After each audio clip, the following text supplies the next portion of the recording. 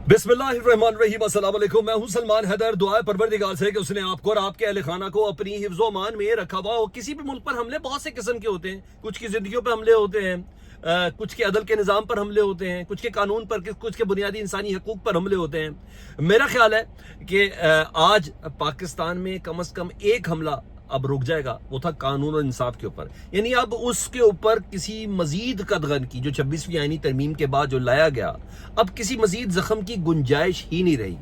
इन हालात में जब जहन साज, जी हाँ, जो बड़े क्लोज टू इस्टेब्लिशमेंट या बड़े ताकतवर हलकों के करीब रहने वाले जब लोग पहले से ही आके ये बता रहे हों कि जनाब इस हद तक ये तमाम अंडरस्टैंडिंग हो चुकी है, जब मुनीब फारूक जैसा शख्स आके ये बता रहे हों कि एस्टेब्लिशमेंट शहबाज शरीफ से इतनी ज्यादा खुश है, इतनी ज्यादा खुश है कि अगर शहबाज शरीफ करता है ना 100 गुना, तो वो 200 गुना शहबाज शरीफ साहब से मुतल्लिक तहनीत के आसार रखते हैं। वो शहबाज शरीफ साहब जिन्होंने हर पॉलिटिकल हो या इक्तिसादी एस्पेक्ट हो उसमें एस्टेब्लिशमेंट को अपने साथ रखा हुआ है, उनसे मुतल्लिक जब ये सहनसाजी हो तो ये पैगाम उन तमाम अफराद तक पहुंचा होगा, जिसकी बिना पर मैं कह रहा हूं कि शायद अब कम से कम पाकिस्तान के आइन पर तो शायद हो, कम से कम पाकिस्तान की सुप्रीम कोर्ट पर, पाकिस्तान के हाई कोर्ट्स पर अब कोई हमला नहीं होगा। जी हाँ, जब ऐसा कहा जा रहा हो, पाकिस्तान का वजीर दिफा, जी हाँ, वो खुद आके कह रहा हो कि इलेक्शन 2024 के बाद ये अंडरस्टैंडिंग है कि पिंडी और इस्लामाबाद में ऐसा रिश्ता होना चाहिए, ऐसा रिश्ता होना चाहिए, यानी बीच में से तीला भी ना गुजरे, ऐसा रिश्ता होना चाहिए जिससे मुल्क को नुकसान ही ना हो किसी किस्म का भी। ये एक अंडरस्टैंडिंग है पिंडी और इस्लामाबाद की। तो उसके बाद सर फिर फैसले यही है ना जिस तरीके से आने, और मैं जो आपको कह रहा हूं कि आपको गुंजाइश रही नहीं है जी। वो जो 15वें नंबर का जज थे लाहौर हाई कोर्ट के, जिनसे मुतालिक मैंने बड़े बड़े वज़रा से भी पूछा, मैं कहा वाई सरफराज डोगर साहब, वाई सरफराज डोगर साहब, तो they said why not Sarfaraz Dogar. या जस्टिस सरफराज डोगर साहब जो एडहॉक आए थे, आरजी थे और मुस्तकिल भी नहीं थे, मोहसिन अख्तर कियानी साहब का रास्ता रोकना था, उस बिना पर जो आए थे, उनको आज बकायदा जुडिशल कमीशन की अक्सरियत ने मंजूरी दे दी है। नाउ 15वें नंबर का लाहौर हाई कोर्ट का जज इस्लामाबाद हाई कोर्ट के पहले, दूसरे, चौथे, 5वें, 6ठे, 7वें, 8वें, 9वें, 10वें 10 जजेस को बाईपास करके chief justice Islamabad high court लग गए हैं। ये है सर, और वो उनसे काम क्या लेने, ये तो हमें खैर मुझे और आपको बहुत अच्छे से अंदाजा हो भी गया है। मुझे बताएं, कोई गुमशुदा लोगों का या जबरी गुमशुदगियों के अब केस लगते हैं? मुझे बताइए, पाकिस्तान तहरीक इंसाफ के हवाले से बुनियादी इंसानी हकूक के केस लगते हैं? मुझे अब सिर्फ ये बताइए कि क्या अब इमरान खान साहब के 190 मिलियन पाउंड के इसके केसेस लगते हैं? अब मुझे ये बताइएगा, क्या अब तौहीन अदालत के केसेस लगते हैं कि अदालती हुक्म के बावजूद इमरान खान साहब से उनकी फैमिली से मुलाकात नहीं करवाई जाती या उनके दोस्तों के हल्का बाप की? तो जस्टिस डोगर साहब के पास कोई छोटा मोटा टारगेट नहीं है, ये बहुत बड़ा टारगेट है। बहरहाल जस्टिस मोहसिन अख्तर कियानी साहब इखलाकी तौर पर जाहिर बात है, जिस तरह मंसूर अली शाह साहब की जगह जस्टिस जमाल मंदोखेल साहब को लाया गया, या अफरीदी साहब को, उसके बाद अब ये भी काम इधर हो गया। और ऐसे नहीं है सर, जस्टिस जरवाज डोगर साहब को बाकायदा तौर पर अक्सरियत ने किया है, और अक्सरियत की हालत में भी आपको वो भी बताता हूं कौन सी। हाँ, जस्टिस मंसूर अली शाह साहब ने मुखालफत की, इनकी नहीं की, इस प्रोसेस की मुखालफत की। जस्टिस मुनीब अख्तर साहब ने की, इसकी मुखालफत की कि जस्टिस मोहसिन अख्तर कियानी साहब का हक बनता है, मगर आज सर मिशन ही यही था कि चीफ जस्टिस मोहसिन अख्तर कियानी साहब को बनने से रोक रहे हैं, और इस मिशन में बड़ी कामयाबी के साथ हुआ जी। इन सब ने एतराज किया जी, और अच्छा खासा इन्होंने एतराज किया, और एतराज करने के बाद जी यही नहीं, बहुत सी और चीजें भी हुई हैं, ठीक है जी, और चीजें भी हुई हैं। उसकी अंडरस्टैंडिंग यह कि जी जुडिशल कमीशन ने सिंध हाई कोर्ट मुस्तकिल चीफ जस्टिस के लिए जस्टिस जुनेद गफ्फार के नाम की भी मंजूरी दे दिया। तब अब ये देखिए, सारे 26वीं आईनी तरमीम के ये फिल्टर्ड लोग हैं जिनको कराची सिंध हाई कोर्ट का चीफ जस्टिस बनाना है, तो जस्टिस जुनेद गफ्फार साहब के नाम की भी मंजूरी दे दी गई है जी। दूसरी आम खबर, जस्टिस रोजी खान बलोचिस्तान हाई कोर्ट के मुस्तकिल चीफ जस्टिस मुकर्रर कर दिए गए हैं, और chief justice justice Yahya Afridi की ज़ेर सदारत जुडिशल कमीशन का इजलास था, जिसने सबसे पहले जस्टिस रोजी खान साहब, जी हाँ, बलोचिस्तान हाई कोर्ट के चीफ जस्टिस, उनको नामजद कर दिया है। इसके अलावा जी जुडिशल कमीशन इजलास में जस्टिस एस.एम. अतीक शाह, जिनका वो शौरा आफाक मखसूस नशिस्तों के हवाले से फैसला कि पाकिस्तान तहरीक इंसाफ की नहीं बनती, जिसको सुप्रीम कोर्ट ने खत्म किया जिस फैसले को, और सुप्रीम कोर्ट के एक छोटे बेंच ने اس اکثریتی فیصلے کو ختم کیا اور پشاور ہائی کورٹ کے فیصلے کو انٹیکٹ رکھا. اس کے روئے رواں تھے جی یہ جسٹس ایس ایم عتیق شاہ صاحب. جی ہاں, ان کو پشاور ہائی کورٹ کے مستقل چیف جسٹس بغیر تھا. کوئی یہ چھوٹی سیٹ ہے؟ جو کام انہوں نے کر دیا تھا سر, پارلیمنٹ سے پاکستان تحریک انصاف کا نام کوئی ختم کر دیا, کوئی چھوٹی بات تو نہیں ہے نا سر. تو جسٹس عتیق شاہ صاحب کو پشاور ہائی کورٹ کا چیف جسٹس مقرر کر دیا گیا ہے. تو جناب یہ آج سارا کام ہوا. اور اب کہتے ہیں اس کے بعد کیا, کل وہ ایک صاحب تھے پاکستان تحریک انصاف کے ووٹ سے جو بنے تھے, نام ابھی میں بھول گیا ان کا, اتنا اہم بھی نہیں ہے نا وہ شخص. ضمیر کے دلالوں کا کیا کرنا ہے جو قرآن پہ ہاتھ رکھ کے قسمیں بھی جھوٹی کھا رہے ہو, کہ کسی بھی سیاسی جماعت کا ہو.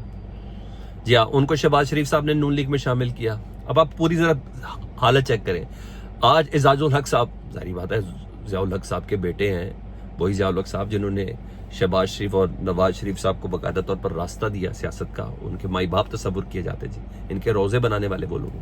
ان سے ملاقات کی ہو تو جناب ذرا ملاقات میں نا اعجاز الحق صاحب نے ان کو مالی بجٹ کی منظوری پہ مبارکباد دی ہے. بس آپ یہ حالت دیکھ لیں کہ اس طریقے سے ہو رہا ہے. ہاں اب یہ ہے کہ سینئرٹی کے حوالے سے جو 5 ججز نے جو درخواست دی تھی نا, جو درخواست دی تھی جس کو نامنظور کیا گیا تھا, اب انٹرا کورٹ اپیل ہے اس کی.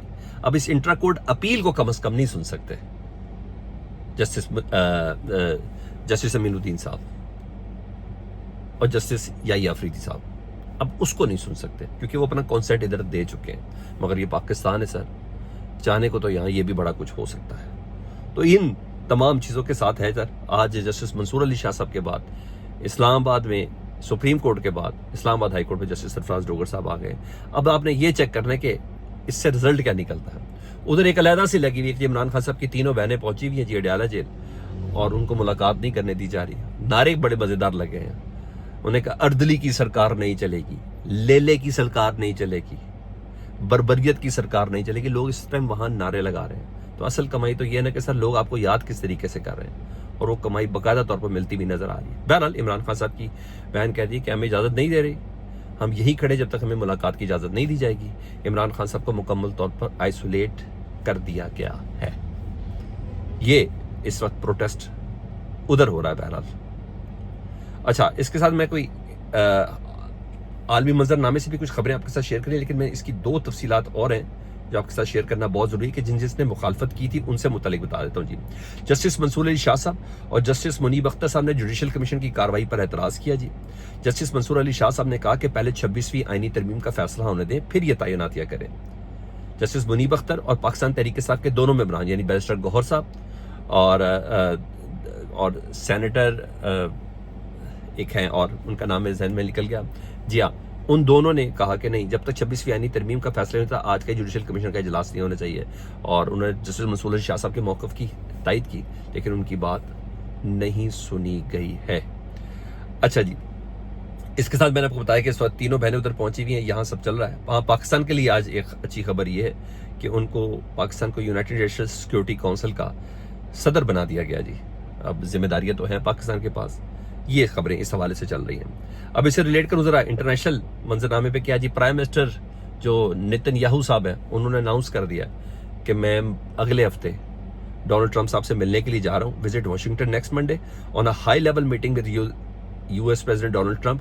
According to a news agency, the discussions are expected to focus on negotiating at ceasefire in Gaza and hostage agreement in order and the تقریباً 55 فوجی بھی ہے نا اسرائیلی جو اس وقت حماس کے پاس ہے, انہوں نے کہا ہم اس کو نیگوشیٹ کرنے کے لیے جا رہے ہیں. بہرحال ڈونلڈ ٹرمپ صاحب اس ٹائم چائنا کا بھی ماسک کھول کے بیٹھے ہیں. ایلان مسک کو انہوں نے ملک بدر کرنے کی ویسے ہی دھمکی دے دی ہوئی ہے. تو اتنی پوزیشن ڈونلڈ ٹرمپ صاحب کی ادھر بہتر نظر آ نہیں رہی ہے. اس خبر کے ساتھ اٹیچ کروں کہ جو تازہ ترین حملے ہوئے ہیں کچھ سر, وہ میں نے آپ کو بتانا. رشیا نے انوائٹ کیا ہے سر کس کو, جو ابھی شام کے جو سربراہ ہیں جو اب ایک ڈیل کے ساتھ امریکہ جن کے اٹیچمنٹ کروا رہا ہے جس پہ آج ڈونلڈ ٹرمپ صاحب نے پابندیاں ختم کر دی ہے. جی ہاں, ولادیمیر پوٹن صاحب نے انوائٹ کیا ہے سیرین اتھارٹیز کو فرسٹ رشین عرب سمٹ ان اکتوبر میں. انہوں نے کہا اگر آپ ہمارے پاس آئیں تو ہم نے بات کرنی کہ خطے کو لے کے کیسے چلنا ہے. یہ خبر اور اس کے ساتھ اٹیچ کروں جی 3 افراد مارے گئے ہیں جی یوکرین کے تازہ ترین حملے میں جو انڈسٹریل ایریا میں رشیا میں انہوں نے کیا تھا ڈرون کا. اس حملے کی فوٹیج بھی جاری ہو گئی ہے. روس نے جاپان کے سمندر میں بڑی بحری مشقیں شروع کر دی ہیں. اس کی ویڈیوز بہت رچ ہیں, تو اس کا مطلب ہے یہاں بھی کچھ چیز کک ہوتی ہوئی نظر آ رہی ہے. یہ سر ہے میرے لیے آج پاکستان کی خبریں زیادہ اہم اس لیے تھیں. میں آگے اس تفصیل میں جا سکتا تھا کہ ایران کا کیا معاملات ہے, کیا چیزیں, نہیں. ابھی میرے لیے یہ اہم تھا. کم از کم اب تسلی ہو گئی کہ پاکستان کی سپریم کورٹ اور ہائی کورٹس اب مرضی کی جگہ پر پہنچ گئی ہے. جو مرضی ترمیمیں کرے, سب کچھ کرے, اب مجھے آپ کو بس اپنا سوچنا ہے. مجھے ایسا لگتا ہے. فیڈ بیک سے متعلق ضرور آگاہ کریں. اپنا بہت خیال رکھیں. اللہم صلی علی محمد و علی محمد.